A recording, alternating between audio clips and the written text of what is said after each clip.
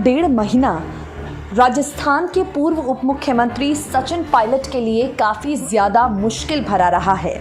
जहां एक तरफ बीते डेढ़ महीने में सचिन पायलट के हाथ से राजस्थान के उप मुख्यमंत्री पद की कमान चली गई, पीसीसी चीफ का पद चला गया। एक के बाद एक सचिन को झटके लगते रहे, लेकिन सचिन ने कांग्रेस पार्टी के प्रति अपनी वफादारी दिखाते हुए भारतीय जनता पार्टी के खिलाफ बगावत का मोर्चा अब भी संभाल रखा है। सचिन को पार्टी ने 2 बड़े पदों से बर्खास्त किया, लेकिन अब तक कांग्रेस पार्टी के एक निष्ठावान और सच्चे नेता की भूमिका निभाते हुए मजबूत विपक्ष के तौर पर सचिन लगातार मोदी सरकार पर निशाने साध रहे हैं। एक बार फिर से सचिन पायलट ने यही किया है। केंद्र सरकार द्वारा कृषि एवं कृषि व्यापार से संबंधित लाए गए 3 कानूनों को कृषि एवं किसान विरोधी सचिन पायलट ने बताया है और कहा है, कोरोना काल में अध्यादेशों के माध्यम से उक्त कानून लागू किए गए हैं, जबकि ऐसी कोई आपात स्थिति नहीं थी। सचिन पायलट ने कहा, कृषि राज्य का विषय है, जबकि केंद्र सरकार ने इस संबंध में राज्यों से किसी प्रकार की कोई सलाह नहीं ली। सरकार ने किसान संगठनों एवं राजनीतिक दलों से भी कोई राय मशवरा नहीं किया। मोदी सरकार शुरू से ही किसान विरोधी रही है।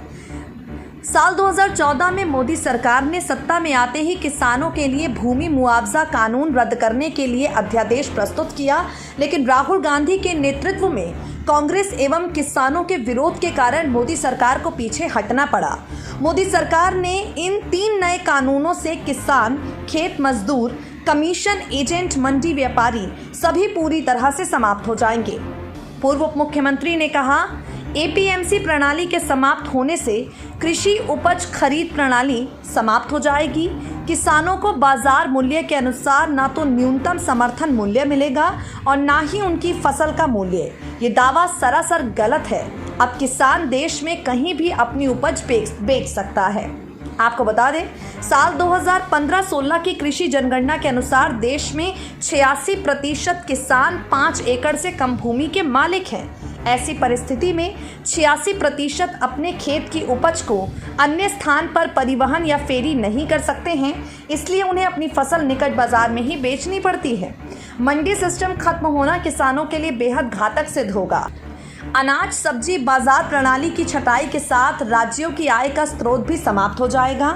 नए कानून के अनुसार आवश्यक वस्तु अधिनियम में संशोधन कर खाद्य पदार्थों की भंडारण सीमा को बहुत ही विशेष परिस्थितियों को छोड़कर समाप्त कर दिया जाएगा। इससे पूंजीपतियों द्वारा कृषि व्यापार पर नियंत्रण कर लिया जाएगा और वो पूंजी के आधार पर संपूर्ण कृषि उपजों को भंडारों में जमा करा लेंगे तथा कृत्रिम कमी दर्शाकर उपभोक्ताओं से मनचाहे दाम वसूलेंगे, जिससे कालाबाजारी को बढ़ावा मिलेगा। ये सवाल सचिन पायलट ने मोदी सरकार के ऐलानों पर उठाए हैं। SPN9 न्यूज़ रूम की रिपोर्ट।